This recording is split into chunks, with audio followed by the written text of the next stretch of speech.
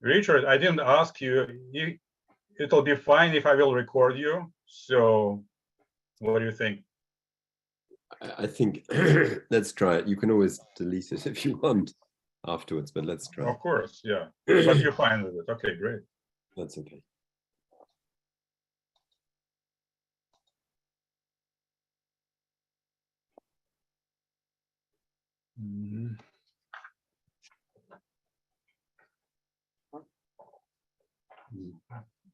Okay, dear friends, it's 2 o'clock. I think it's time to begin. So thank you so much for joining us. Happy New Year to you all, and best wishes from Chicago branch for your 12 Holy Nights experiences. My name is Andre, and I'll be your host. And today our guest is Richard Ramsbotham, originally from Stroud, UK, and title of presentation, New Year of 1923 to New Year of 2023, the first GOETHEANUM and the new Johannine stream in civilization. So Richard is a writer and theater director living in Stroud, United Kingdom, and he is the author of books of Who Wrote Bacon and An Exact Mystery, many articles in New View magazine and elsewhere on contemporary events, and has directed and translated Rudolf Steiner's mystery dramas. He is co-founder of Fourfold Living Arts, which brings together an exploration of current events with artistic performances. Dear Richard, over to you. Thank you for joining us. Thank you very much. I noticed that you've already, been deep within the theme of, not the theme, the reality of the GOETHEANUM, with the talk on the 29th, New Year's Eve, 2022, with a talk on the 30th, the Hidden Holy Night burning of the first GOETHEANUM. And it's going on. So if you've attended all of them, yeah, it's something, isn't it, to really be in this event. I'm sure the event of the burning of the GOETHEANUM for many of us has accompanied us, for a long time, but suddenly to be 100 years later is something. We can say that the anniversaries maybe aren't so significant, but it still is quite something. And perhaps just an introduction to where somehow what's led me to say to Andre that I was willing to talk about it is that he mentioned the Fourfold Living Arts initiative that I sort of co-run, and we're putting on this event in, it's probably backwards for you, in Stroud on the 6th, called Civilization Should Live and Not Die, the Open Mystery of the GOETHEANUM, Past, Present and Future. And in the middle of it, we have a performance piece, because Fourfold Living Arts, the aim is we don't just talk about events, that the performing arts are central to them. So we've created this performance piece on it's called The Fire and the Awakening. So one is, the first part is the Night of the Fire, and then the second part is starts on the next day, starts today, the 1st of January. And the intention is that rather than sort of looking back, as we often do, we'd say, oh, well, a year later, Rudolf Steiner, what's the word? There was the Christmas conference a year later, and then Steiner was able to say certain things and how the whole situation with the burning of the fire had developed. But I felt with this performance piece that I don't want to go to a year. Do you understand? I don't want to go 1 year from now. We have to live through this situation now as it resonates now, and a year is a long time away. And where people were today, 100 years ago, is a very different place than they were 99 years ago in 1923. So I said to someone who was talking about what happened a year later, I said, this is like jumping over the tragedy of this event, and we have to be able to bear it somehow. And then also that I think it also helps strongly with our own situation. which is, you know, also pretty bleak in certain ways, but hopefully not quite the same as the way people woke up the next morning. One woman, maybe she wasn't the only one, she said she couldn't really sleep. She tried to get a couple of hours sleep, who was present at the fire. And then she woke up and she said, it just can't be true. I'm not prepared to believe the GOETHEANUM's burned down. But she went up with her husband, you know, and saw the ruins. And her husband just said, that's Europe. So this isn't to talk about Europe, but that was his immediate response. That's a picture of where Europe is these days. So that's where I'm just trying to be a bit with where we were a year ago. And I think the other thing I'd like to say as an introduction is that, as perhaps you know, at 5 o'clock in the afternoon today, so that's just in a couple of hours for you, Steiner put on, or all the performers put on, this Three Kings play that had been planned beforehand, and many people presumed, well, there's no way we can do that now. And Steiner said, of course we'll go on. He said, if we don't go on, if we miss anything, then the opposing powers have achieved what they wanted. So can we go on? And the people kind of couldn't believe it, but they said, okay. So they got the Schreinerei ready and somehow put it on. And Steiner introduced it and said to the audience, I think you'll understand that we couldn't rehearse today. So please just accept that it's going to be what it will be. But that's the right thing to do. And I feel a bit like that myself right now, if that's okay. This kind of new year and lots of things going on. And I feel deeply connected to this theme and grateful to talk about it. But I feel a bit like that, saying, please be appreciative that we don't quite know how it's going to come out. There's people coming. So where I'd like to start, funnily enough, is actually at the very beginning of the GOETHEANUM, the first GOETHEANUM. And then I'm going to come more strongly into the 1st of January and then related to the present day. And the very beginning of the whole thing was with the laying of the foundation stone of the GOETHEANUM. It was on the 20th of September, 1913.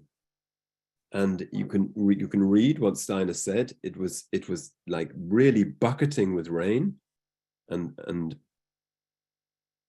the fact that someone wrote it down is in itself quite extraordinary. There was like someone with an umbrella and someone leant down and he wrote on the person's back, someone else's back, what Rudolf Steiner said. So we have the words he spoke that night. And they're pretty extraordinary words, because he's planting like the seed of the GOETHEANUM building, which will then appear.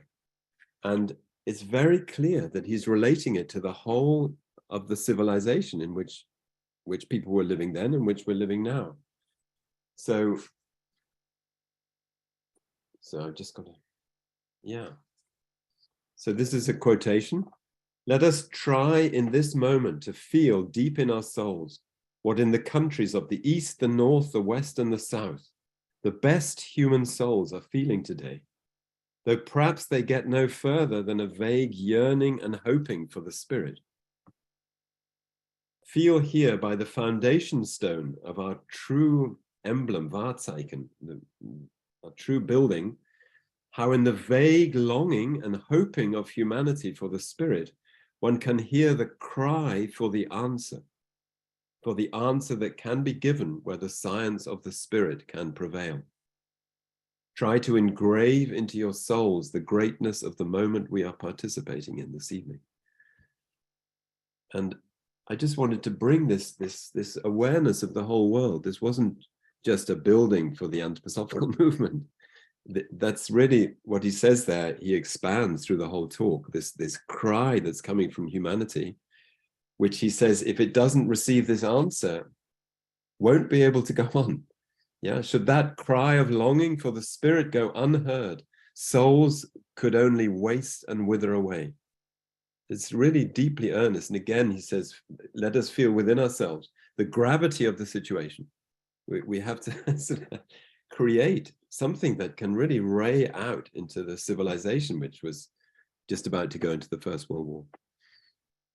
So it's a beautiful, hallowed speech, but it's also very earnest, and it's this planting of this seed, one could say.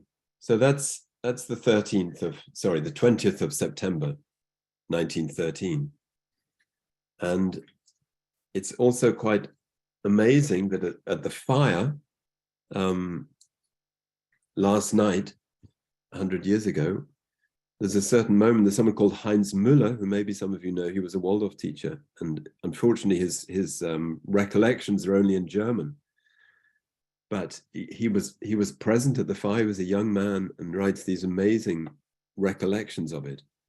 And one of them, Rudolf Steiner, was I think maybe near the Schreinerei, looking at the fire with a group of people, and Steiner was gesturing, and Heinz Müller wanted to see what was going on. So he said he ducked down, didn't want to interfere, but he went into the group, and Steiner pointed his hand and said these exact words from this foundation stone ceremony: try to engrave this moment into your souls.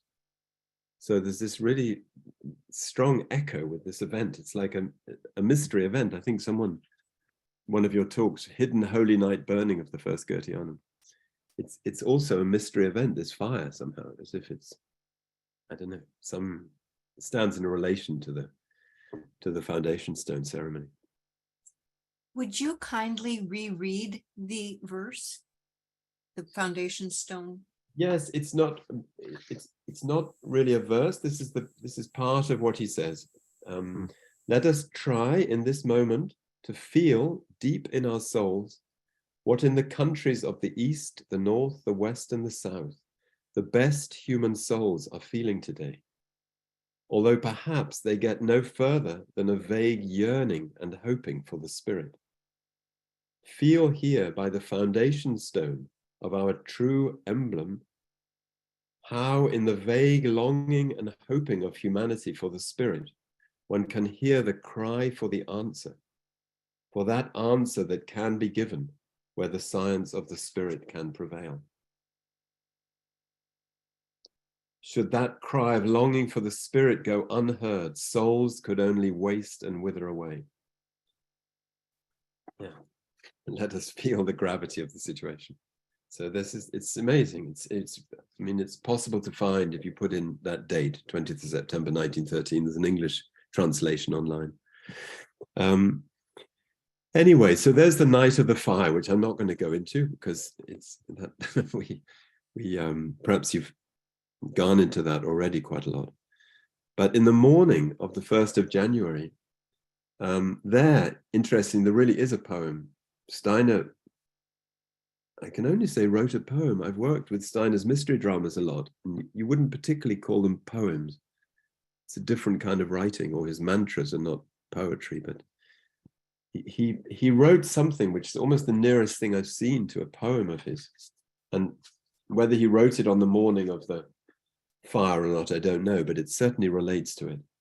And I've only got a very rough translation of it, but it has a very tight verse form. So it's like A, B, B, A, B, B, A. It's strict rhyming and then a one line at the end. And I'll just give you, as I say, a rough translation. It has the joy of creating the GOETHEANUM and then the pain of losing it.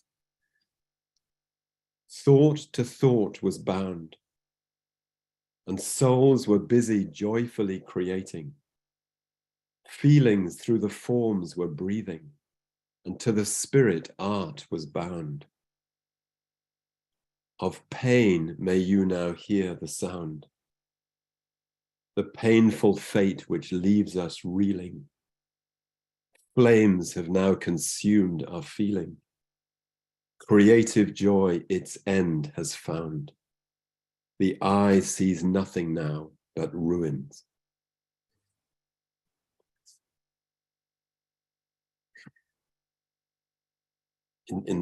Obviously in the German it has a perfection. That's a rough translation of mine trying to keep to the rhyme scheme, but it's very powerful. It's this beautiful creativity. And then do you want to know about the pain that destiny has now plunged us into?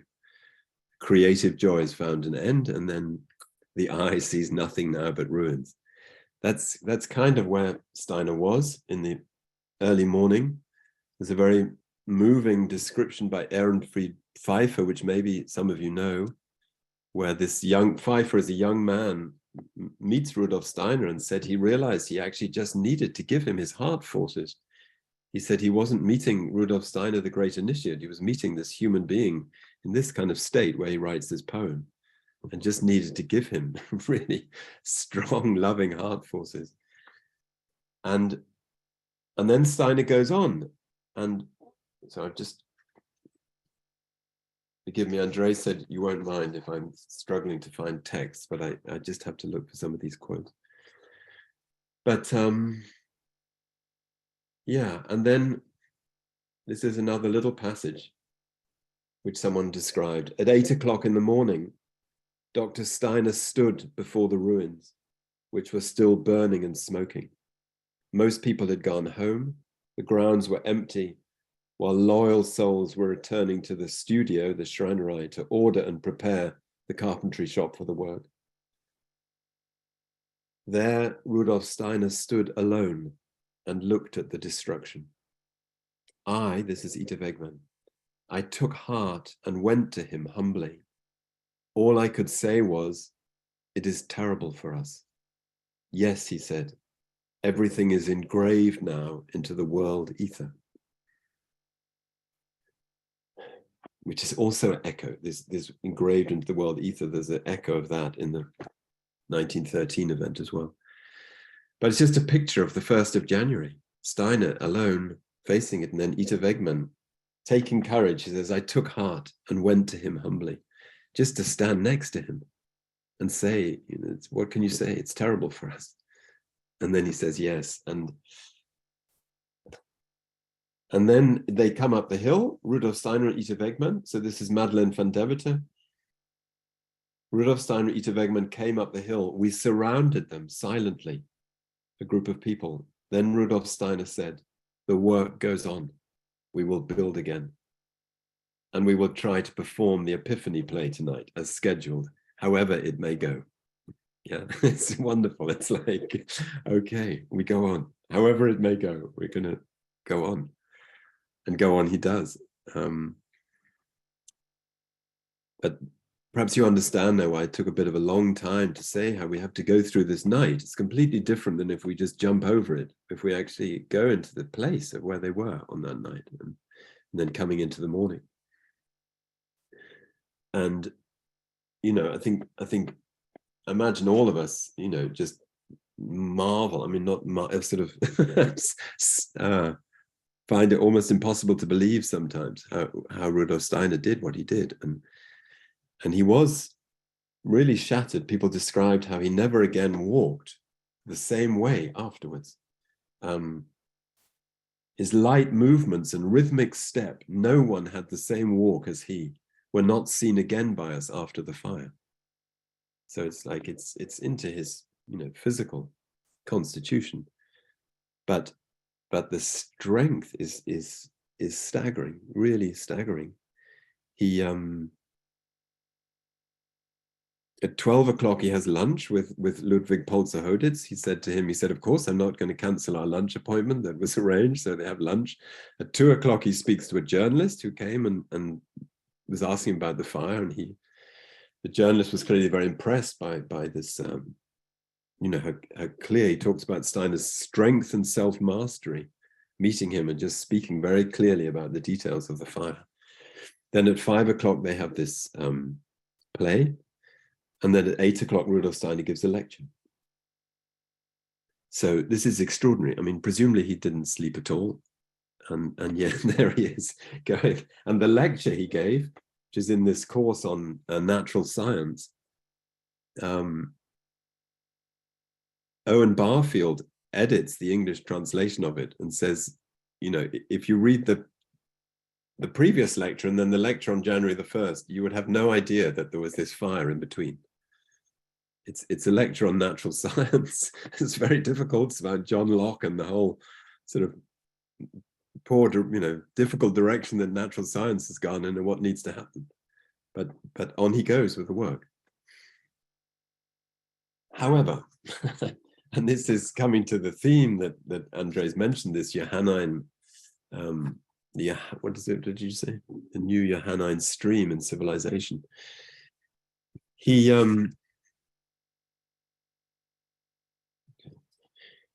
at the beginning of the lecture, at 8 o'clock in the evening, Steiner starts by saying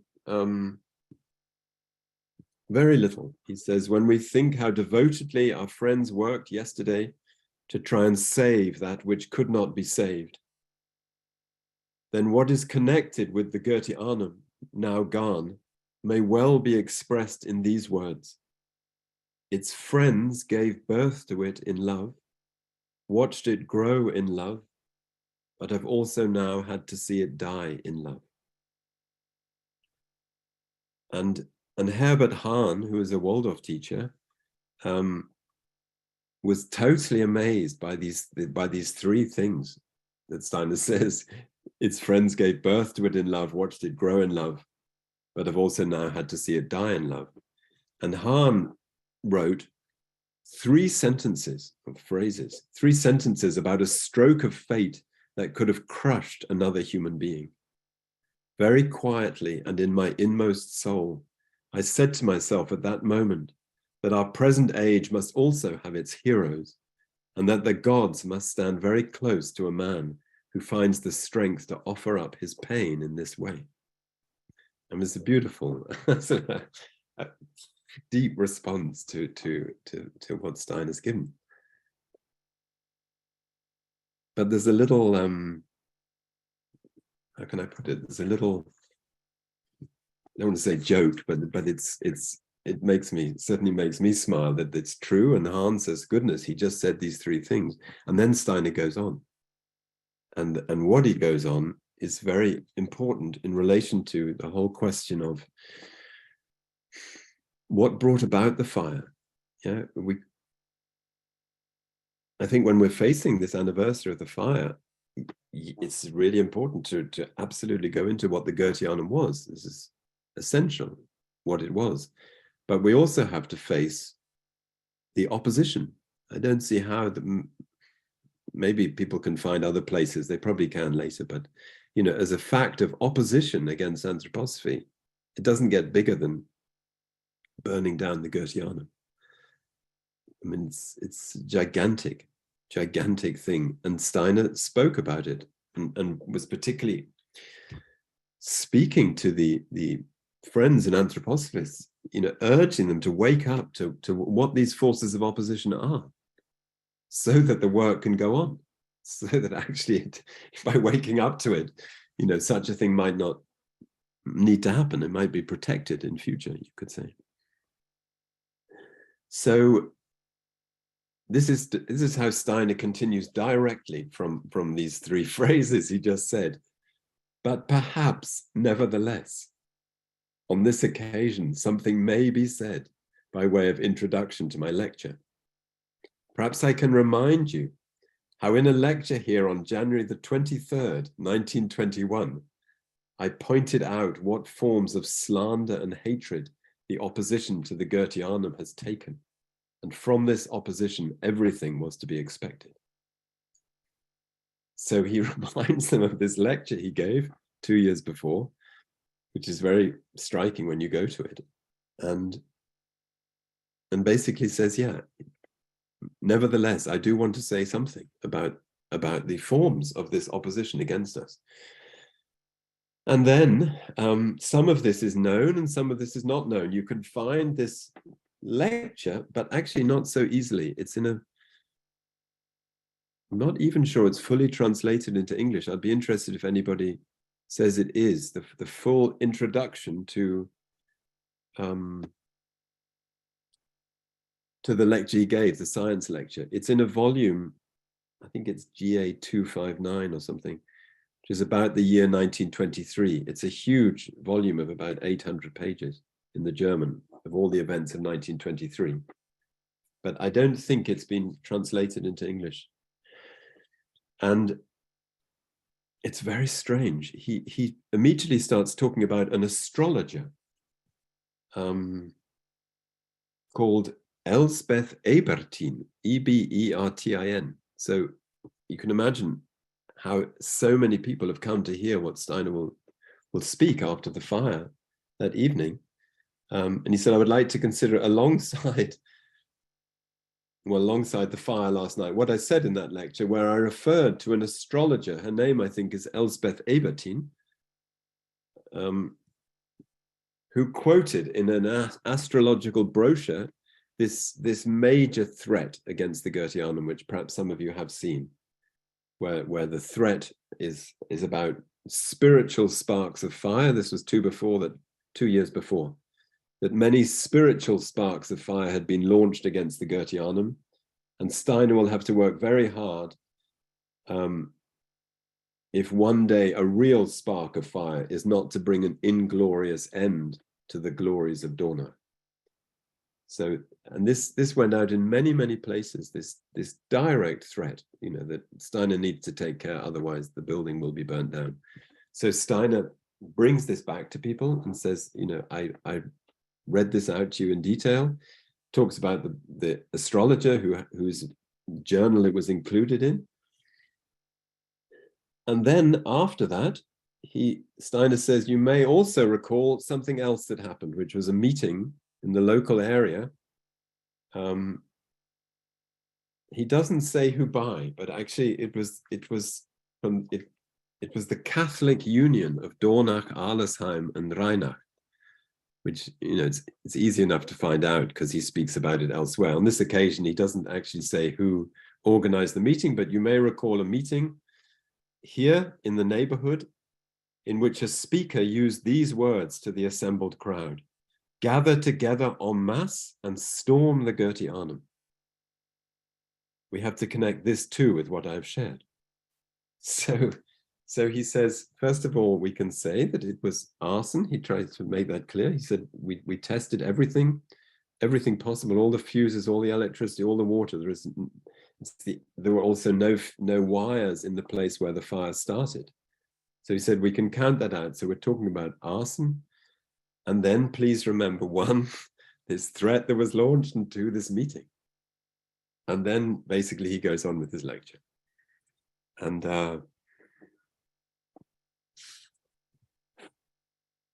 yes, and it's so extraordinary because nowadays, this is an aside from me actually, and as Andre said, I have written about current events.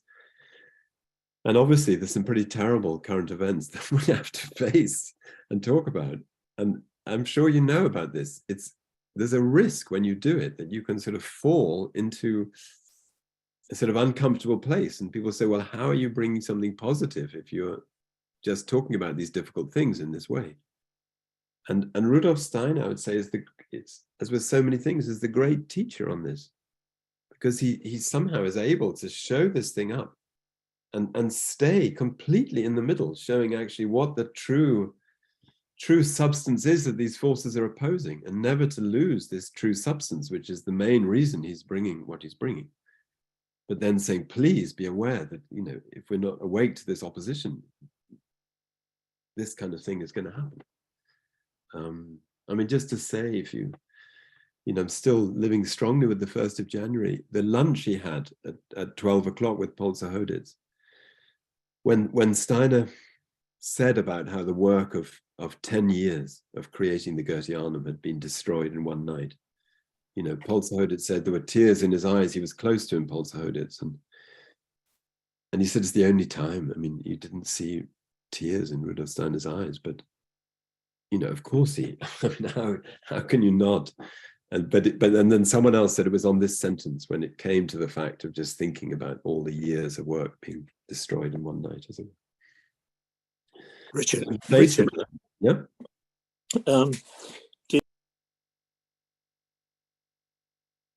Sorry, I can't hear you now. I think your thing might be muted. Did the Goetheanum have no friends amongst the local population? It's remarkable. Yeah, it that is remarkable. None of the locals come forward to warn the Goetheanum or Steiner. It suggests a great divide. Well, certainly with this Catholic Union, you know, I mean, there was a priest in Arlesheim called Max Kully, who Steiner did, you know, point people towards, who was an out and out opponent. I mean, he was presumably the one who was saying storm the Goetheanum. So it certainly wasn't everybody. But you'd imagine somebody would come forward to give a warning, because many must have known about what was brewing. Yeah, whether they really knew, you know, about the particular time and what was going to happen, that I don't know. But when you go back to, you know, when Steiner says, remember my lecture of 23rd of January 1921, and you go back to there and you read that lecture and other ones around the time, I mean, he was warning so strongly, Rudolf Steiner. I mean, he was really saying, please, can you take this completely seriously? These are not idle threats. This is absolutely clear, and the aim is clear. And if we don't wake up and protect ourselves, not in a militant way, but also inwardly, you know, something terrible can happen. So, but I don't think I'd necessarily have the picture that the whole local area was against them. I guess they're more. Pardon me, but in regard to the whole local area, when they wanted to rebuild it, the Catholic Church came out strongly against it. And the people in Dornach said, Rudolf Steiner has been so nice to us, we're going to let him rebuild. Okay, great. So that's good. I think we'll just go on, but thank you very much. Yes.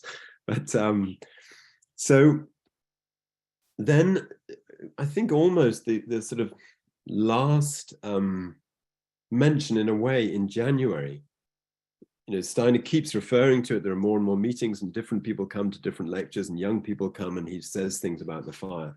And on the 14th of January is, of course, he then speaks about it a lot through the year and then a year later, but the 14th of January is almost like the sort of last, you know, strong presence of the fire and him speaking about it. And Steiner says the following: the misfortune we have suffered, i.e. the loss of the Goetheanum, the misfortune we have suffered should first and foremost be a call to awaken. I'll read all of this. I hope it's okay. I'm just with these quotations and I think they make it present. They make it present for me. I hope they do for you too. The living stream from person to person must spring to life between us. A certain lack of love has become widespread recently, and if this lovelessness predominates, this movement will collapse. Think, feel, meditate on awakening. Many people today long for all kinds of esotericism, while the slanders are battering our windows. Yes, my dear friends, esotericism exists. Grasp hold of it. But that which is esotericism above all is the will to awaken. Then he says, I'll just keep going, this must first of all take hold in the anthroposophical movement. Then it will ray out from there for the awakening of the whole of today's civilization. It's a very strong and wonderful thing. There's no greater esotericism than awakening. And if we can do it, that will then ray out. And then I think he kind of leaves it for a while.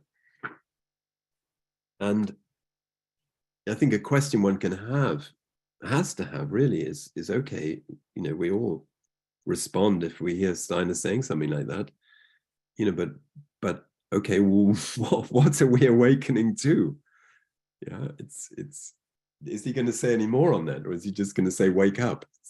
You know, maybe it's a bit vague. And obviously there's a waking up on, you know, infinite amount of levels. He says wake up through proper meditating is one of the things he says. But in May, Steiner then returns. There was a group of people, some of you I'm sure have heard of this. This was it was an esoteric group which became known as the Wachsmuth-Lerchenfeld group. And there was a group of people, that was Gunther Wachsmuth's brother, I think, and Lerchenfeld was one of the founders of the Threefold Social Order, and Ita Wegman, and a number of others. You can find the details of it, but basically there were more threats against Rudolf Steiner, which they found, and they went to Rudolf Steiner and said, how can we protect you? If these things are growing, how can we protect you? And Steiner said, you know, if there's a number of people who really carry this question, then I will meet with you and we can go further with it. So they did. I don't think they had many meetings, 2 or 3, I think. But in that meeting, one of them, Steiner then talked about what was behind the fire. And I'm probably just going to paraphrase it, although it might be good to not to. He talks about these 2 directions. Perhaps it would be important just to.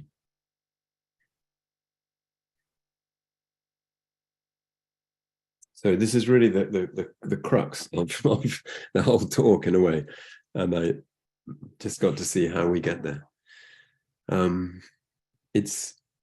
There's another riddle about the GOETHEANUM, which was in the title that I gave out, the fact that when the GOETHEANUM was going to have been built in Munich originally, it was called the Johannesbau, the John building.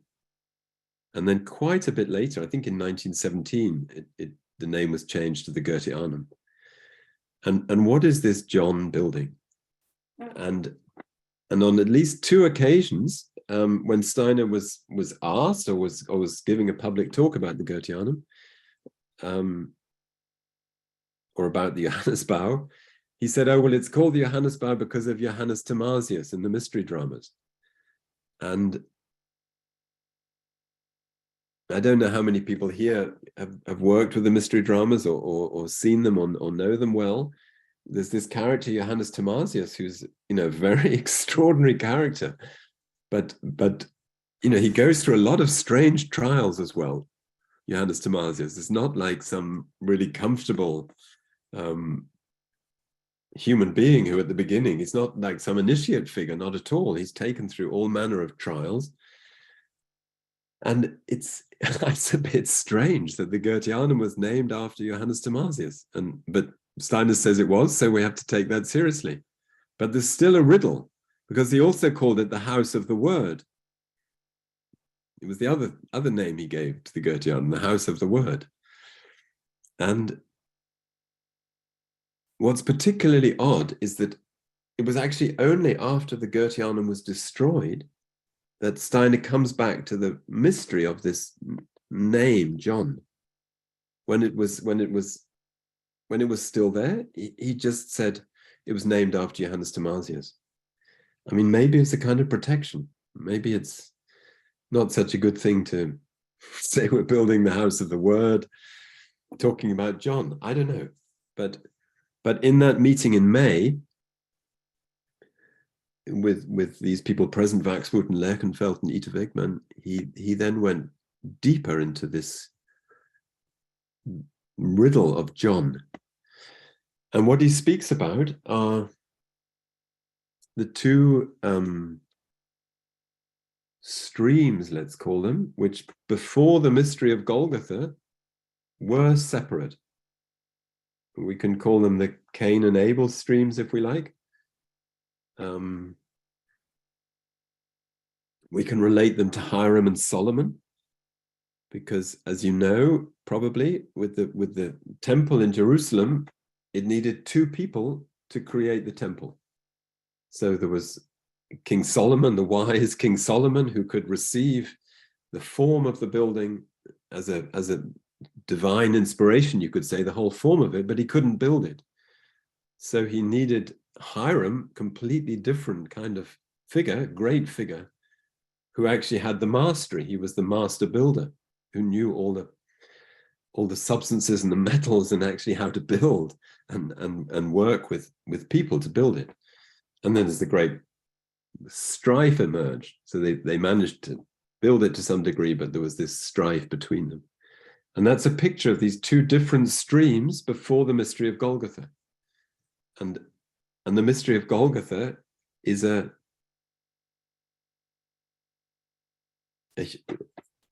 sorry, people keep arriving and I have to press the button. One of the huge transformations that occurs through the mystery of Golgotha is the overcoming of this duality, that something totally new comes into being that is in a way overcome this separateness between these two separate streams. So those of you who perhaps you're all familiar through anthroposophy with this mystery of the two Jesus children, which are necessary for the Christ being to incarnate. And that's already a huge overcoming of two opposites. The great wisdom and maturity of the Zarathustra being, and then this total innocence of this,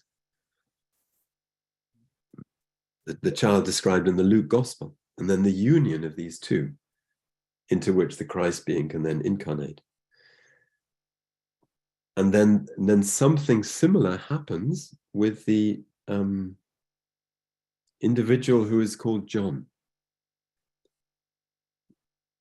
Again, perhaps you know, but the last public lecture Steiner ever gave, called The Last Address, which was never finished. He gave part of it and then was unable to continue. And he said it shouldn't be published if he doesn't finish it. And he never did finish it. And it's still been published. But is about the riddle of two individualities. This is Lazarus, individual of Lazarus, and the individual of John the Baptist. And of their union, you could say, this, which is also an overcoming of a previous separation. We could spend a long time on this, but it's Lazarus and John the Baptist. This is also two totally different streams, but you could say that if what the mystery of Golgotha asks is that there's to be a new way forward for every individual human being, then we can't have a situation where you've got separate streams. Oh, well, it's for this group, but not for this group. So what was separate has to come together, and then there's something for the true, say, Christ-filled I, which has overcome that. If that hadn't come together, that wouldn't be the case. You'd still have this separation. So I'm sorry for my sort of stumbling ways to address it, but I just feel it's necessary to give some picture, some of what's being talked about here. This overcoming of this Cain and Abel streams. And it's very remarkable that it's to do with the I, with the true I, which needs that to actually become an individual. Just on the temple thing, it's very interesting that with Rudolf Steiner building the GOETHEANUM, we have a completely different situation than this Hiram Solomon. Yes, Rudolf Steiner conceives the whole GOETHEANUM. And if you read about the building, he was involved in every part of it. With the people painting, with the people sculpting, with the design, with the domes, with the windows. I mean, he was hands-on. So you can see in him, we're not talking anymore about this separation between these two things. And that is opposed strongly. Yeah. That waking up of the free individual is radically and strongly opposed, because the other two streams go on in a decadent form. A non-decadent form would be in a way of giving up of that. Yeah, you get Solomon's temple and the veil is rent and something else is asked for. But of course, those two streams still go on in a decadent form and oppose the transformation that's meant to be coming about. So in our present day, you have currents which you can say are decadent, and the decadent forms of control. The control should have been given up. And Stein refers to them quite clearly as when he talks about the Cain and the Abel streams. And he says they're represented today in, I would say, in their decadent form, the Cain stream by the Freemasonic direction. It doesn't just have to be Freemasonic, but groups of this nature. And the Abel stream which has gone on in a decadent way, as I would call them, sort of, I have to use the word, I'm afraid. Steiner speaks about the Jesuits, sort of, radical fundamentalist church groups who also want control. And sorry if this is intense, but it is intense, and the fire is intense. And Steiner, this is what Steiner asks people to look at in relation to the burning of it.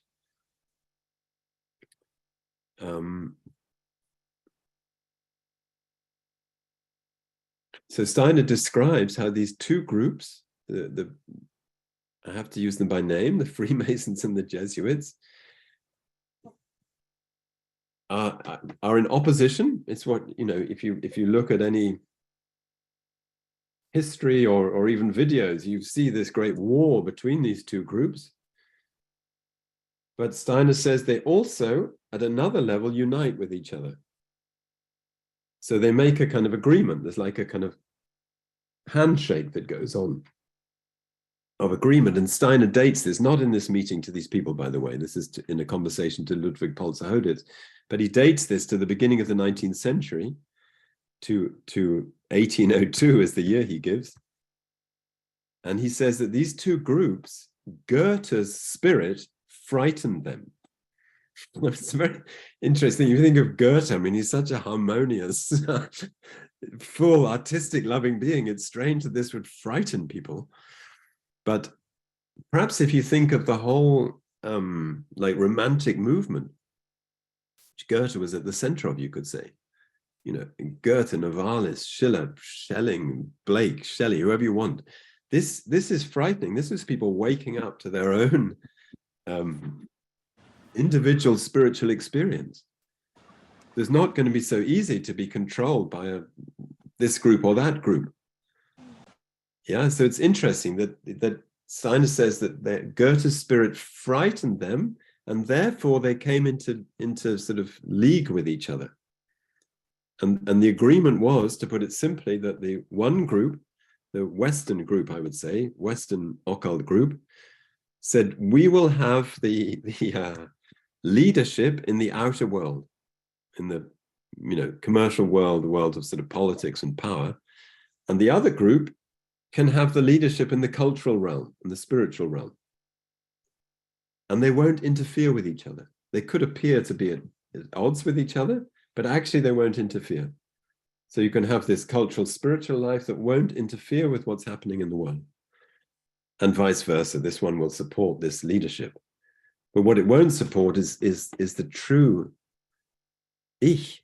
This wonder of the German Ich, that is the initials of Jesus Christ, Ich. The true Ich waking up, which then has no leadership of that form. It has a different path, and that's what these groups are not supporting. And perhaps that's enough of an introduction to then read what Steiner did say to this group of people. With Lazarus John, the middle stream was inaugurated, which stands between the Cain and Abel streams. The Cain stream has been chiefly represented by Freemasonry, the Abel stream by the priestly current of the church. They have remained strictly at war with each other.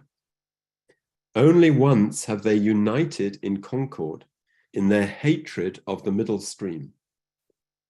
The result of this concerted action of the otherwise opposing directions was the destruction of the John building. So these two coming together, that are normally opposing to each other, coming together to unite in opposition of the middle stream, brought about the destruction of the John building. Recognize what comes from the two directions. The fire of the GOETHEANUM, the fire because both were united against the middle. Wake up regarding these two directions, but also in general. Wake up through proper meditation.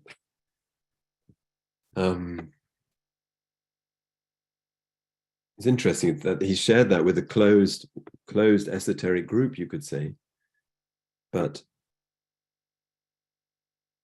he also said in that lecture of January the 14th, he said, if people can wake up, this can spread through the whole of civilization. It's not I mean, it's absurd that anybody would come along and talk about something like conspiracy theory, which we might do. This is just about people waking up and finding their true destiny, and you know, a humanity coming that actually has freedom in it, and truth, and love, and a whole lot of other things. I think that's what I meant earlier when I was saying about Rudolf Steiner, when he speaks about these things. It's not just trying to point out the difficulty, it's for what it's there for. This is the GOETHEANUM, this is the John building. And of course, he links it with this current, with Lazarus John, the middle stream was inaugurated. What that is that's the new beginning, which the GOETHEANUM as the house of the word is most deeply connected to. And then these two directions have opposed it. And when you look back to what Steiner said on the 1st of January, today, after the fire, he actually is speaking of these two groups. So the one group we talked about from Dornach, saying storm the GOETHEANUM, which was this Catholic union with this very, very aggressive priest, Catholic priest involved in it. And then you remember I spoke about this astrologer. And also in May, very close to the time of this meeting, Steiner said that the source of what that astrologer quoted, that quotation to attack, that there have been spiritual sparks of fire and there will soon be physical sparks too. Steiner says this had its source in a Masonic group, which is then passed on to the astrologers and then to other sorts of groups. I mean, he's quite detailed, Rudolf Steiner, how he works, but he names the source of that. So straight in that first lecture, he actually gives these two directions as what the opposition is. And perhaps I can just bring us a little bit to today, because, you know, one has to be careful, you know, when one's speaking of something, is that fruitful? How does speaking about this, how is it fruitful for the present day? And I think it can be. You know, when Steiner says this is what should ray out to civilization, I think it's possible. I think that's what's asked of us, really. And so I'm just trying to find the way into this. At the time of that January the 23rd, 1921 lecture, it's quite extraordinary. You go back to that place and Steiner gives really detailed lectures about this union, actually, of how it works and how they come together, these two different groups. And then I'll paraphrase it, but he says two amazing things. One of them, he says, please don't say I should not be talking about this. He says, because I can assure you I should be talking about it, because the other people are talking about it, the people who are opposed to us. And if we don't talk about it, then we're helpless. It's perhaps I can find it so wonderful how he's just really challenged people. And then he says, please don't say I shouldn't be talking about it. So that's one thing he does. And then he talks about what is achieved through having two different groups working together, that at the very top, they're united. So they might not be united lower down, but at the top they are. And he says, imagine how much can be achieved if you have, you understand, if you have the whole picture, you don't just have one group, you have the other one at the top, how much can be achieved? And then he says that if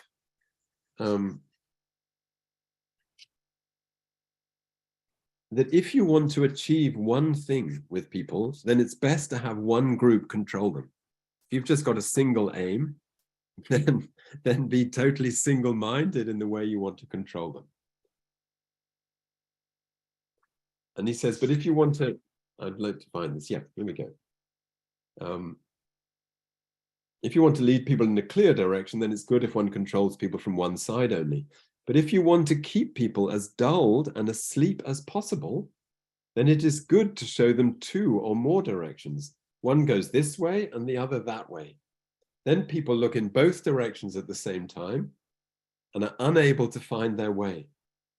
This is the easiest way to spread confusion. Today's world situation is riddled in the most manifold ways with such deliberately confusing directions. People must wake up to this, for we must not fall victim to these things. But most people fail to see through them.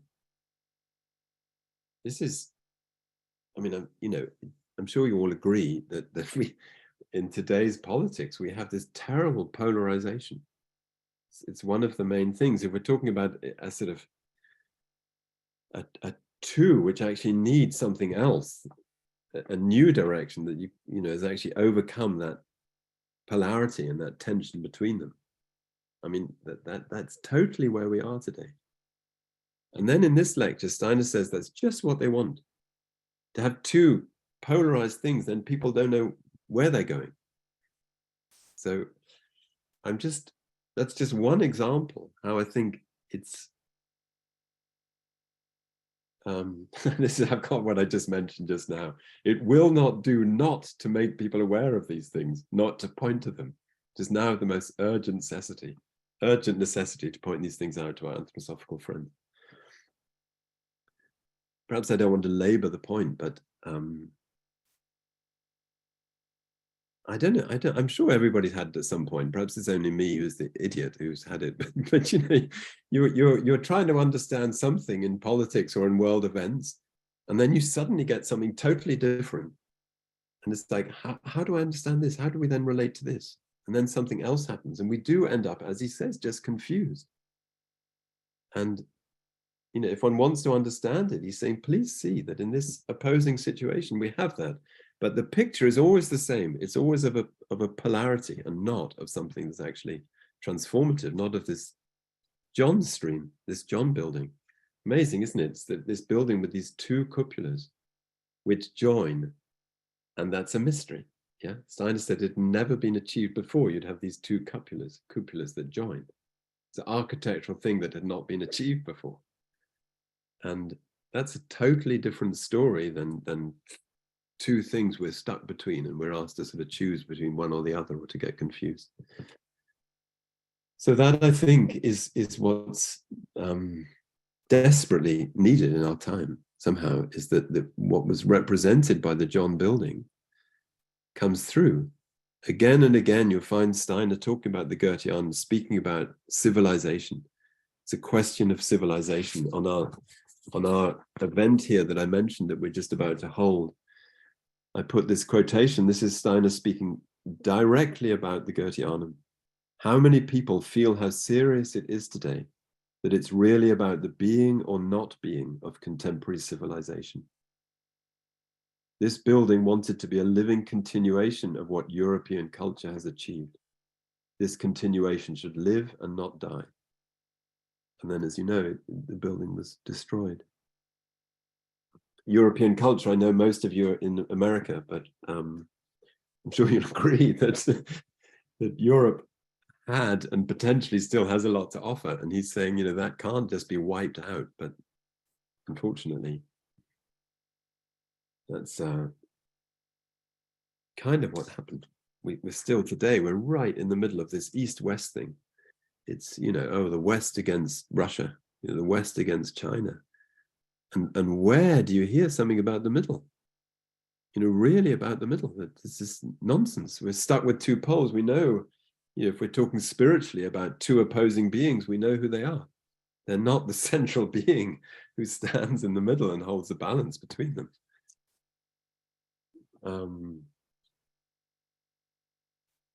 So I wanted to try and, yeah, this is another quote which I think is in these lectures where Steiner's talking about these two groups and them coming together. But in so many times what Steiner says, it's so relevant for today. One of them being this thing about confusing us. Another one, he says, people are always saying either or. That's not what it's about. We have to know that in all matter there is spirit, and that only through knowledge of the spirit can the material world be healed.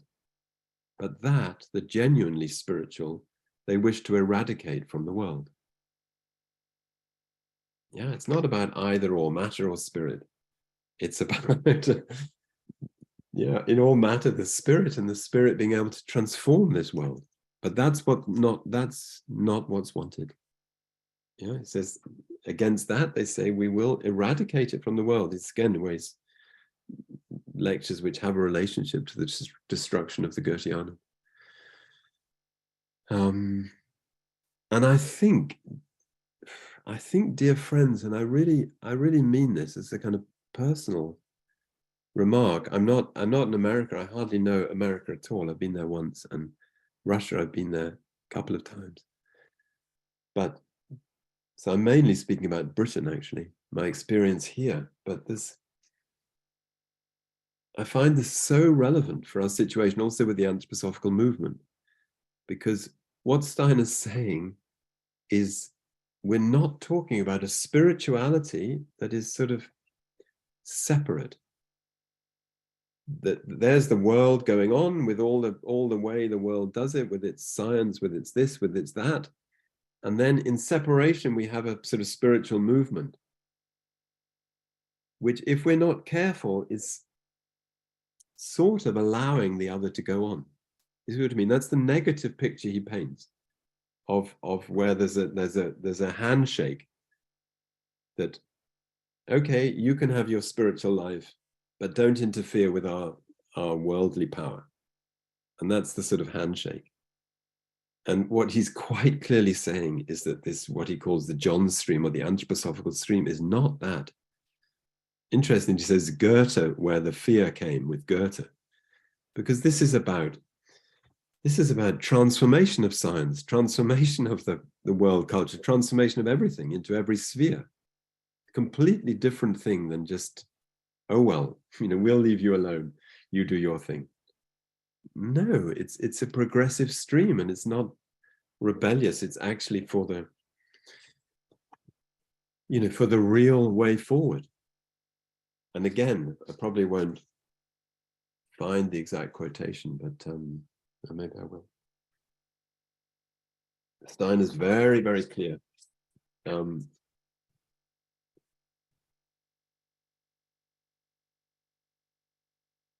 He's talking about these two directions, and he talks about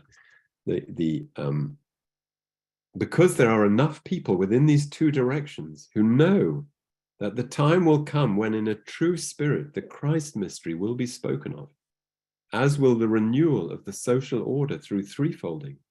They prick up their ears and say, we would lose the whole ground under our feet. So let us therefore swear to destroy them. Dear friends, Rudolf Steiner says, we are not under attack because of an error. We are under attack because in certain quarters it is being noticed that we stand for the truth. It's a wonderful thing. He says the groups know what's coming. There's a true Christ-related spiritual science. It's not related to the wrong word, you know what I'm saying? It's the true renewal of the social order. It's that brings about the opposition. It's not because, oh, you're doing something wrong. It's because you're doing something right that it's opposed. So again, what I was trying to say was about within anthroposophy. Perhaps it's difficult. Perhaps it does receive opposition. Yeah, Rudolf Steiner certainly received opposition, but he wasn't fighting. He was actually trying to do what he's saying here. Work out of the true Christ mystery and for the true transformation of the culture. And then he was telling to people to wake up. It's very interesting. These astrologers, I mean, it's interesting to read, but I can't go into it now, but they spread all sorts of things around the time they gave these threats about the GOETHEANUM, that because of the position of Uranus, Rudolf Steiner was basically going to face the most terrible attacks and difficulties because it was written in the stars. And Steiner said, look, what's written in the stars I can actually deal with. But if you look at the other things that are written in the same magazine of all these threats, he said, we see it's actually coming from a different direction than what's written in the stars. But nevertheless, Ernst Lehrs, you probably know, the scientist and Waldorf teacher, Ernst Lehrs actually asked Rudolf Steiner and said, was there really something in the stars? Was it really the case that what they were saying, there was some truth to it? And Steiner, I won't quote it, but it's very exact to what he says. Steiner says, das wohl. He said, like, maybe there's something in the stars. But if people had woken up, it would have come about differently. Huh? Was it necessary the GOETHEANUM was attacked?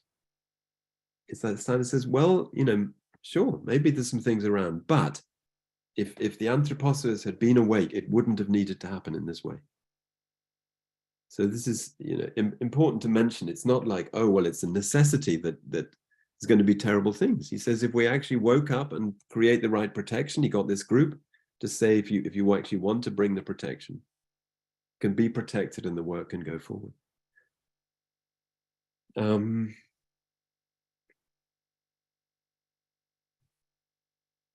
Well, I think maybe that's about it. I'm just going to say two more things and then close. And I hope some people will forgive me for what I'm about to say if you don't like it. But actually, maybe it's okay. Steiner gives two lectures really clearly about these two groups uniting. One of them is on the 3rd of July, 1921, and the other one is on the 4th of April, 1916. And I really recommend you read the one on the 4th of April, 1916. Quite extraordinary. He describes in detail how these two groups have united. And then he suddenly starts talking about the year 2000, which is quite something. So in this play that we're going to perform on January the 7th, one of the characters gets a bit exasperated and say, fine, but you're just talking all about 100 years ago. What relevance is it? And then someone brings up this remark of Steiner's about the year 2000. Some of you will perhaps have heard this, because I had, but I didn't know where it came from, and I didn't know the context of the lecture it came in. This is Rudolf Steiner, 1916. Shortly after the year 2000, going out from America, sorry, dear friends, there will be a kind of indirect ban on thinking, a law with the intention of suppressing all individual thinking. On one side, this is being begun already by purely materialistic medicine, where the soul has no place, where the human being is treated like a machine. But don't misunderstand me, much is being sinned against too from the other side, the spiritual side. And just for your information, in the English translation, that medicine is left off. It's very strange. They just say like machine-like thinking or something, rather than he actually speaks about medicine. Anyway, shortly after the year 2000, a kind of ban on thinking indirectly, and then careful of materialistic medicine where it's going.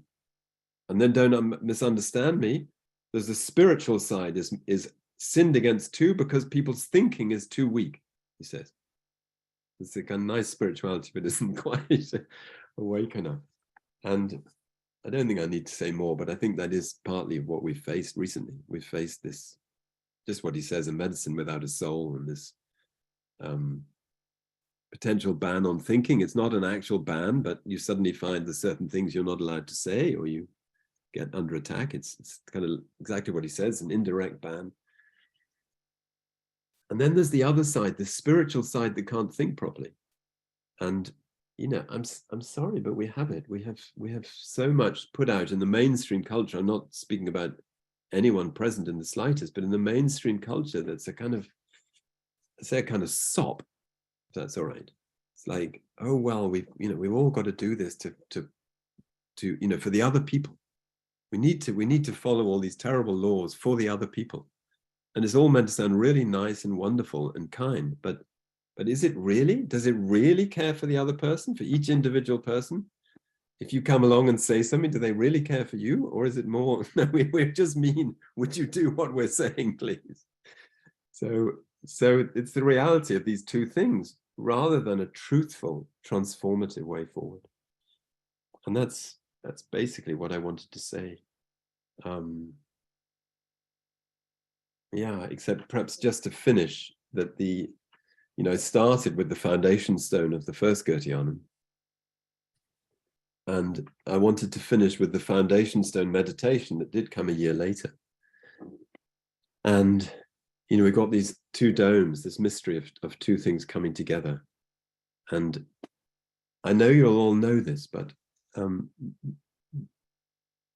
the German, there's something in the foundation stone meditation at the end that doesn't come through quite as clearly in the English. So it's the same thing, you know. It's the shepherds and the kings. Is this what was separate is united through the Christ being, divine light, Christ's Son. Warm thou our hearts, enlighten thou our heads, and then I'm going to do it in German if it's all right. Das gut werde, was wir aus Herzen gründen, was wir aus Häuptern zielvoll führen wollen. And it's what he doesn't say is, let's work out of our hearts and our heads and our wills, like three different things. It's not the case. It's these two, what we wish to found from our hearts. No, not wish. It's because the language. What to found from our hearts and to direct from our heads, we will. We will both of those. You understand? It's not an extra, oh, and the thinking, feeling, willing, feeling, thinking, willing. It's we will to found it with our hearts and to direct with our heads. All I'm saying is you have these two different things, but they're united in the will. Maybe in you know, in the head and even in the heart, you think, oh, it's different. But deep down in the will, that's united. Wollen, that's the last word of the foundation stone meditation. Zielvoll führen wollen. And in that place, that's where it's really united, that we can get to that place, as it were. And that's about it. I hope you don't mind that last little comment on the foundation stone meditation. That's as much as I'm going to share, unless anyone has any questions. Yeah, Richard. Thank you so much. Dear friends, why don't we take about literally 3-4 minutes break to stretch our legs and have a sip of water. And please come with all your questions in 3 minutes. Thank you, Richard. Great, thanks. Couple, which they're on the side. So I was wondering if you have links to those talks. Okay, so I don't at the moment, but I need to get them anyway, so I can get them, and then how to send them. Will I send to Andre, or to you directly, or? Do to Andre, then everybody can get them. Yeah, then you can just send it out. Yeah, you can communicate through me. Okay. If you would like to, so it's no problem. So dear friends, looks like we are back. Thank you so much. Thank you. Okay. So, and as I understand, who was first? I believe maybe Becky. Oh, wait a second. Jean Yeager, right? No. Ted Petrenko. Yeah. Hello. Yeah. Thank you. Excuse my voice. Sure. Thank you, sir, for a nice talk. I am curious. I also understood that Hitler's henchmen had something to do with the fire. Is that not true?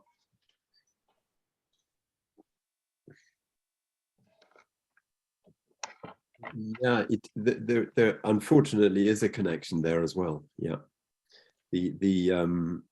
Oh, you've gone, Ted. I was just looking at you, but you've disappeared now. Oh, you're down there. Sorry, for some reason you moved on the screen. I'm always very interested when Steiner mentions names, particularly if in a strange context. It's so extraordinary. In this moment, on the 1st of January, he suddenly mentions the name of this astrologer, Elspeth Ebertin. I was like, you know, who is she and why do you mention her? Well, if you look her up, she's famous because she predicted Hitler's rise, which is and unfortunately she predicted it, well, in you know, there's unfortunate overtones to the way she did it. So she says he's going to have certain problems based on his birth chart, but if he gets it right, he will be able to perform great sacrifices for the fatherland. So I think maybe she even met Hitler, but then he turned against the astrologers. So there was a link there, but also the quotation that she gives, this terrible thing about the spiritual sparks of fire and the physical sparks, is actually, there's someone called Karl Rohm, R-O-H-M, who is supposed to have been the originator of that statement. And he, you know, I don't think you'll mind me saying this, the question time, but talk about Steiner mentioning names. Steiner speaks about Karl Rohm, and he says, I've called him a pig, a Schwein. He says, because that is the only way to describe him. It's really strong words from, you know, the Rudolf Steiner that we know and love. But this is Karl Rohm, and he dodges around all sides and then did end up with the Nazis also. So there certainly is a link, yeah. Thank you. Yeah.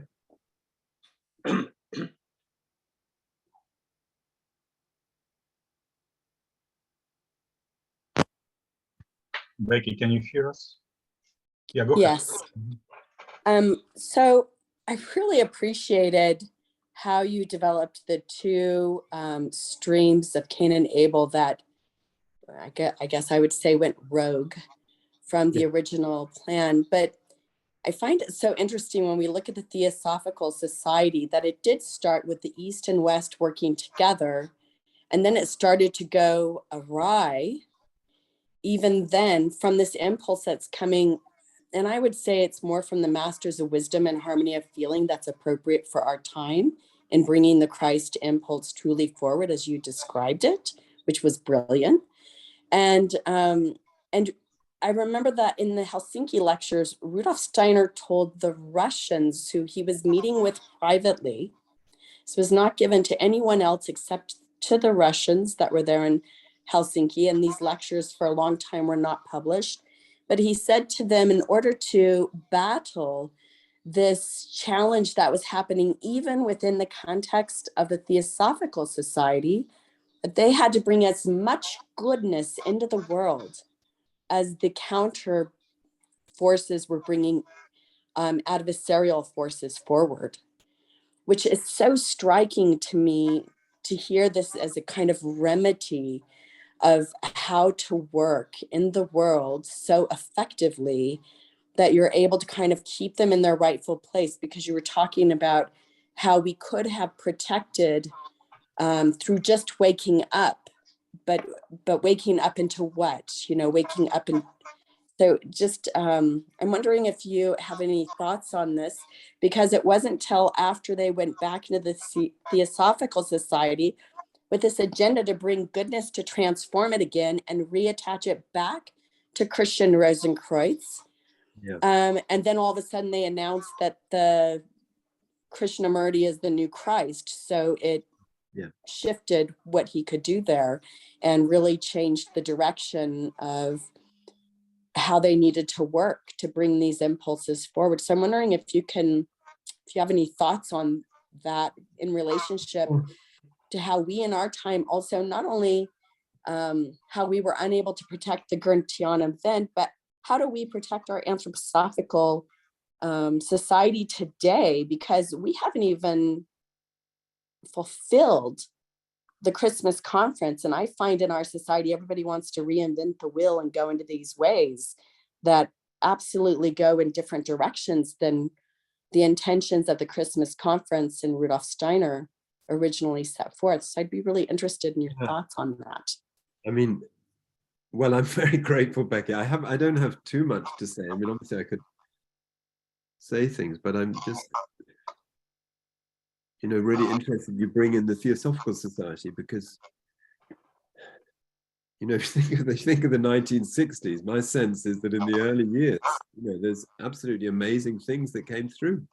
There really, really were. And then it starts going, whatever you want to call it, pear-shaped or something, or other things come in.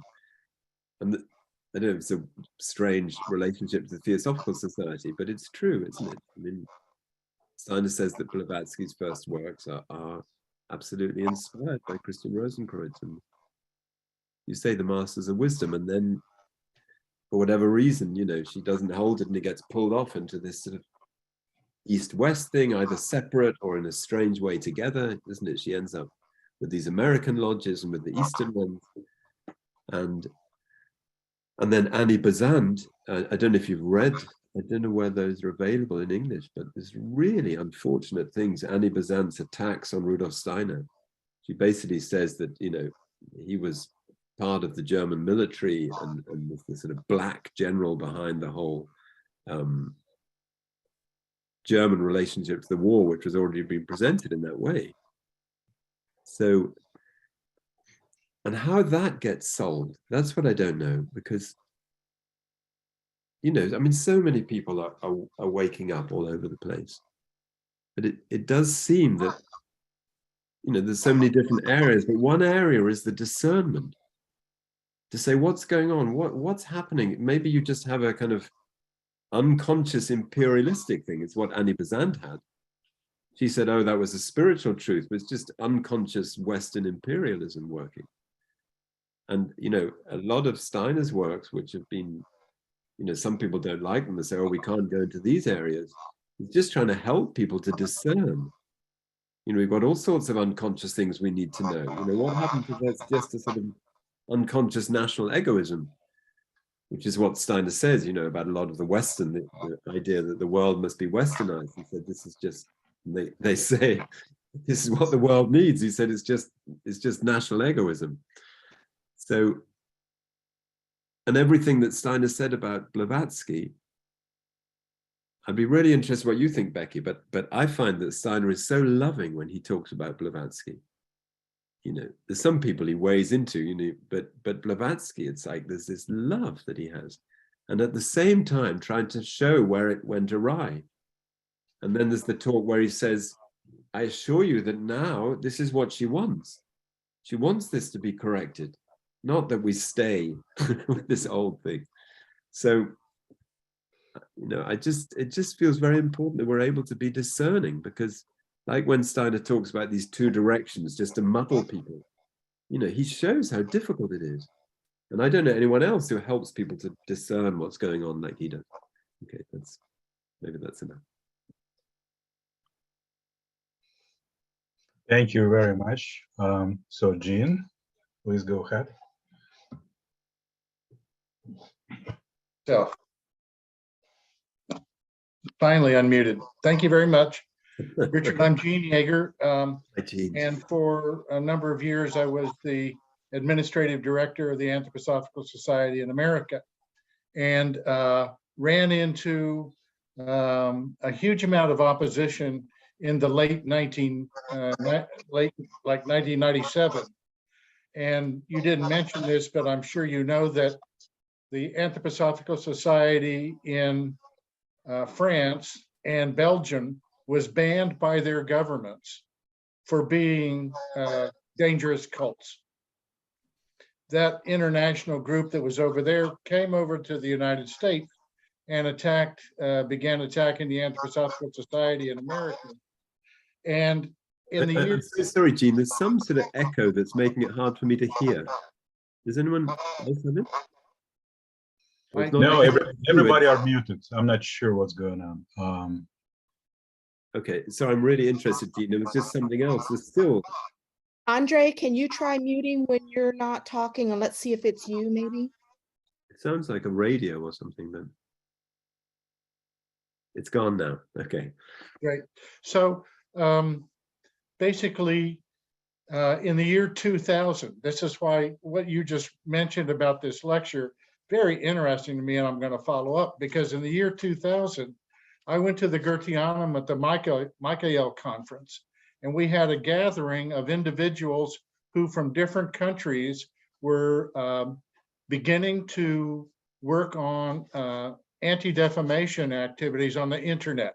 It was kind of the first time that this, all of these attacks had kind of coalesced at one time.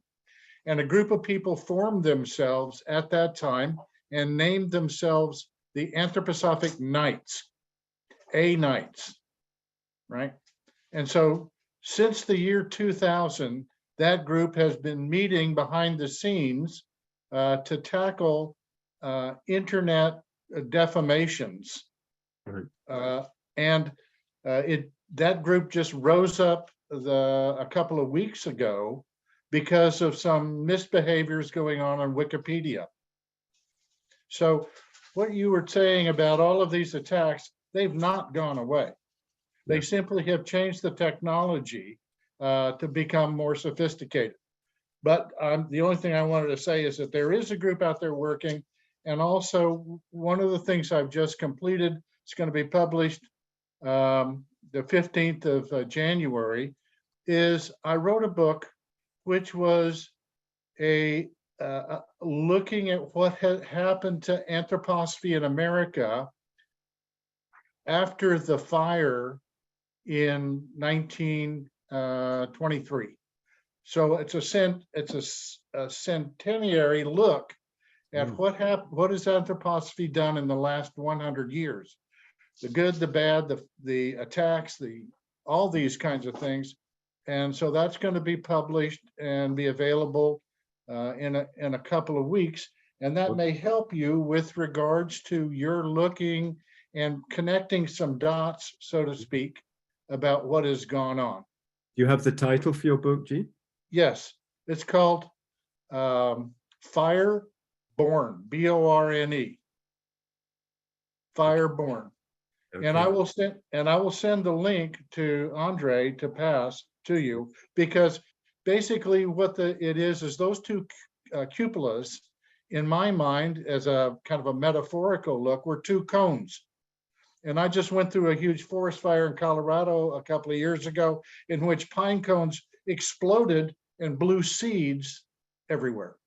And so basically what happened with the burning of the GOETHEANUM was that spiritual seeds were sent worldwide. Because the next year, in 1923, the Anthroposophical Society in America formed itself. And while that was all maturing and people were getting together, Steiner sent the Verse for America to us that was translated and came over here and gave support to that. So a lot of things, but you're absolutely right, is this is a centennial of courage. Yeah. And so I really applaud everybody and their work in their groups, in their enterprises, and those kinds of things, because you carry this warmth, this strength, and this healing force into your culture. It's really fascinating, Gene. Really fascinating. And the anthroposophical nights, can one possibly learn a bit more about them? Or? Yes, they're woven throughout my book. But Okay. if you write me, I'm actually preparing a whole nother document about the history of the A nights and all the many things we got into. We confronted, there was so much going on. We had to tackle the New York Times, we had the Mothering Magazine, and everybody was dumping on spiritual science. Yeah. Wonderful. So yeah, feel free to give me a call. I really look forward to the book very much. Yeah, great. Okay. Thank you. Thank you. Thank you very much. Victoria, please unmute your machine. Hello. Hello, Victoria. How are you? Well, I'm fine. You can see a bit. Victoria and I worked together in London a while ago. Yes. Just two thoughts that I had. The first was, I don't remember the name that you said that Rudolf Steiner said it was named after the John from the mystery play, who was Johannes Thomasius. Yeah, who was a troubled character. And from what I understand, and I don't know much, so correct me if I'm wrong, and this was during the building of the GOETHEANUM when it was in Germany, right? Yeah. And it was a very troubled process, yes? The building of the GOETHEANUM in Germany. And so, and from what I've heard, Steiner was, kind of a humorist. Maybe he was just kidding. Well, yes, I mean, I think it's quite funny. And just also saying, true, I it says mean, we it were was having built for the trials just like mystery, he did. but it was built for the mystery dramas. So you could say Johannes Thomasius. It's just, and it's also quite funny that it's like 5 months after the building's burned that he then starts talking about this John stream and the new John stream. And Well, so the other thought that I had was you mentioned the two cupolas come together, and that's really where we need to be, is in this place in the middle, and that's where the rostrum was. Yeah. Which is where the word comes from. Yeah. And so there's I think the truth of the John building. You know, in the beginning there was the word. Oh, gosh, thank you. I knew about the, I don't know, I knew about it being the larynx because someone once said to me, and it was helpful, that they said the middle of the Goetheanum, that place, is not the heart, it's the larynx. And yeah. Okay. I knew that, and I knew the house, the word, but I have to say I hadn't made the connection. So thank you, Victoria. It's extraordinary. Yeah. Well, thank you. And I need to go. I'm late for a party. Okay, enjoy it. But it's nice to see you and hear you. Yeah, you too. Yeah. Okay. Bye. Thank you all. So Victor, unmute first. Okay, can you hear me there? Yeah. Yes, go ahead. I have a question, partly because it hasn't been addressed in any of the meetings we've had here. And it seems to be the one thing that Steiner does talk about as an inside problem in the society that needed to be corrected. He talked about it the day before, in his lecture, the day before the Goetheanum burned. And as you remember, that lecture had to do with, I guess, a lot of the membership of Hamburg running over and signing up for the Christian Community Church, because all of a sudden they felt, well, and he said, you know, it seems to me the word is that they're saying that, you know, Anthroposophical Society isn't doing well, so now he's formed a church. And then afterward, a year later, he's still chiding society members about the fact that there's, I would call it a cart before the horse syndrome. You have all these daughter movements that are proliferating that require a lot of attention, but he's saying that these are being promoted in front of anthroposophy. In other words, if you're hitching your wagon to a star, it's great to have the star first. But it seems to me everybody's bringing, he said, there are people who say, well, let's bring eurythmy to this and that town, and people like eurythmy, and then they'll come to anthroposophy, or they'll bring medicine to this. And he says, we've got to have the courage to see that such an approach is dishonest and must be abandoned. I don't see we've abandoned that. The Anthroposophical Society in the United States runs on the Waldorf School, in my view. Whenever there are meetings, it's the Waldorf School where the lectures are taken care of. And even the Christian community services are held in Waldorf schools. And to me, it's such a muddle and a complete, if I was the public, I would be so damn confused about what this all was. And I think the confusion that we create is of our own making, because we don't have the courage to actually speak anthroposophy for anthroposophy's sake. There are no centers for anthroposophy. There are no, you know, brick and mortar places. And I was a part of a cult for 10 years. When I left, I returned to anthroposophy, and I, at that time, didn't even know that there was a society. And it took a while for me to actually discover this. I said, wow, why is this thing so well hidden? And to me, it's a problem still. And I think the dishonesty he's decrying is a direct contrast to what he felt was the purpose of the Goetheanum, is to declare the truth.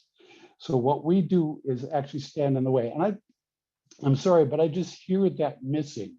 I mean, we can have a lot of enemies out there in the world, and we do, but our own inside enemies we need to handle, in my view. Yeah, thank you, Victor. I mean, the thing about the Christian community is a whole thing in itself, which is really, you know, fascinating. I mean, for those who don't know it, he gives this lecture, as Victor said, it's this extraordinary lecture about the Christian community and the relationship to the Anthroposophical Society the day before the fire. It's a whole story in itself. And I mean, I think you've got much more direct experience than I have of it, but what it reminds me of, which I'm sure, you know, maybe you're even referring to in what you say, is I think it's one of the lectures right at the beginning of the Christmas conference.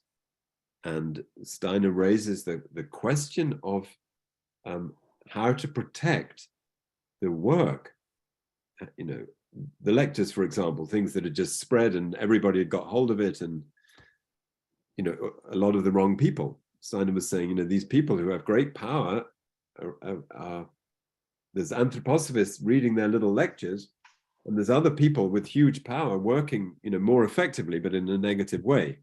So he said the big question was, how do we protect the substance, the anthroposophical substance, also in the form of lectures? And then Steiner says that there's only one way, which is what he's now arrived at just before the Christmas conference. And that is two things. One is being totally open. He said it all needs to be published and available. And at the same time, it needs to be totally esoteric. We need to speak totally esoterically. And then, this is just my recollection of it, but he explains what he means by that, which relates to what you're saying, that he says that if you're a Waldorf teacher and you don't speak about anthroposophy, you sort of, you're an actor and you just rather not mention that. He says you're basically lying. You know, and often, you know, we think, I'm sure I've done it myself, oh, well, it's a good way, it's a good open to do it. He says, no, you're not being open with what lives inside you. You're actually just concealing it. I mean, it's really worth reading. I can't remember where it is, whether it's the 24th of December, 1923 or what, but it's very fascinating. You know, we have to be open, and at the same time, we have to be really truthful, like you're saying, about where we're coming from. One of the things I guess I see in your presentation, you talk about it as bumbling, but I must say, I would like to get you over here to the US quickly, because this is the kind of conversation we love over here, where people don't know it all, where people are clearly searching and presenting many things that have been deeply worked through within themselves. But it isn't a sort of thing like, I don't know, the doctrinaire is not there. And I really appreciate your inquiry that is throughout everything you have. And you have so many quotes that are so rich in content that bring clarity to each of these points you bring up. I really thank you for this presentation. Oh, thank you, Victor, very much. Thank you. I'm hoping to come to the US, but you've just got a slight problem with your government that says you have to be vaccinated to go there. Yeah. Well, maybe it'll change. yeah, well. Much. Julia, can you hear me? Yeah. Yes, thank you. Thank you so much. So I just was thinking about the theme prior to your giving the talk, after having looked at the topic and trying to basically feel my way into, you know, how do I create a space for this third stream? How do I actually strengthen it, you know, in my own being? And it just, I came to this kind of picture of allowing a certain type of new relationship. So we have, you know, we have all these beautiful ideas within anthroposophy, but we're still very human, and we come up against adversarial forces, but they sometimes take the form of, you know, a personality or something where we're kind of butting up against something. And then it just came to me that if you kind of can create a space within yourself that you're not attempting to kind of destroy or eliminate the adversary, but you're kind of making room for you know, this other viewpoint, and that you're conscientious about not having only your own viewpoint, whatever it is, and no matter how powerful you feel it is, that you allow this other picture. And then it came to me also, because we have a group where we're looking at the GOETHEANUM windows right at the beginning, that this two-petaled lotus, right, in the red window, which when you're at the lectern, I think you're looking at the red window, that there's, there is a kind of polarization there, but then there's the chakra in the middle.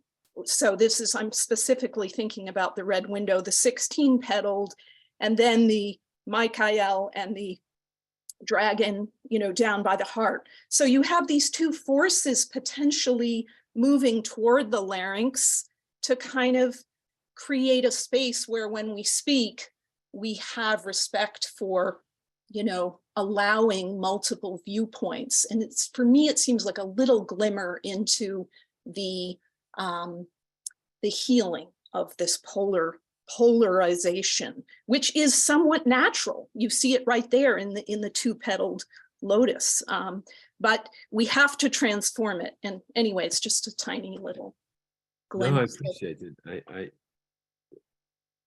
don't think I need to add anything. I very much appreciate it. It's and you've given the red window very strongly. I'm sure we can all see it. It's wonderful how you brought it. You must have lived with it a lot, that you could just give the picture out in that way. And it's nice that the larynx becomes the center in the way you describe it, between the heart and the brow here, that the larynx comes. Wonderful.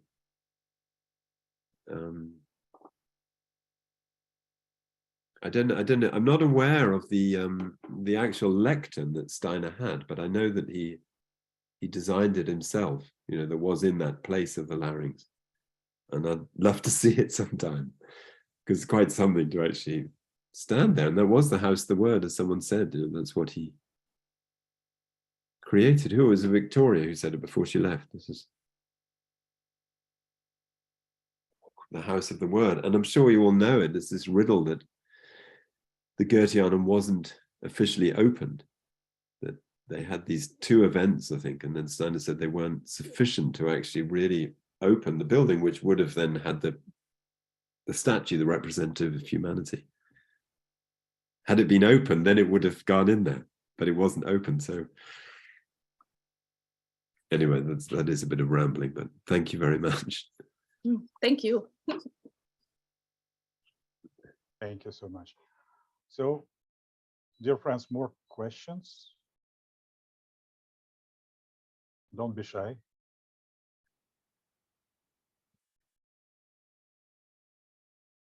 Okay. That's kind of what we said, Andre. We said 9:45 in England. Okay, I understand. It's almost 10 p.m. It's coming to 10 p.m. in London or in your place.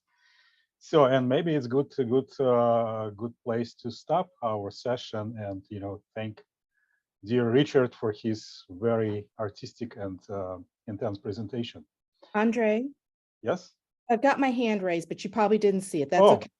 No, Richard, can we take one more question? This is a question for you, Andre. Oh, okay. So he gets a moment's breather here.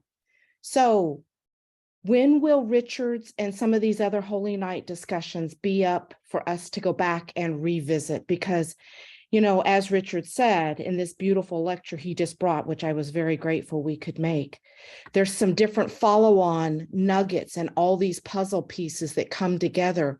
And if we want to go back and look at these again, I haven't seen them up on the Chicago's branch list yet. So any idea how long that will take to start getting some of these Holy Night presentations up on the list so we can connect some dots here? So, okay, just if I understand you right, so you need just follow-up events on the lecture. Yes, Robin? Well, I'm trying to get access to the previous events because I want to look when Richard's, you have the recording. They are. Mm. Yeah. Oh, you're talking about recordings. Yeah, I'm talking about the recordings so that we can There are some already. There are some already, and there will be more coming.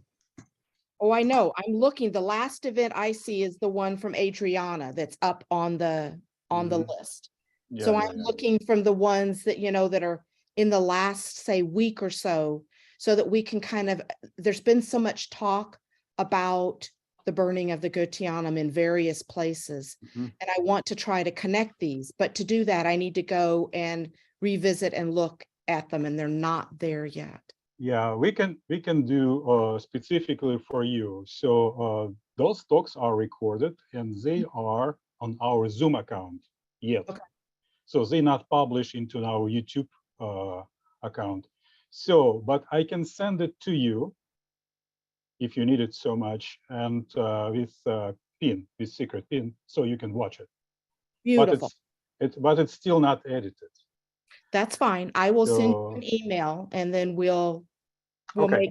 we'll do the secret handshake behind the scenes here. Well, I mean, if dear friends, if you're burning to watch it, just please contact me so I will provide it. But you should know it's not edited and it's still not on YouTube channel.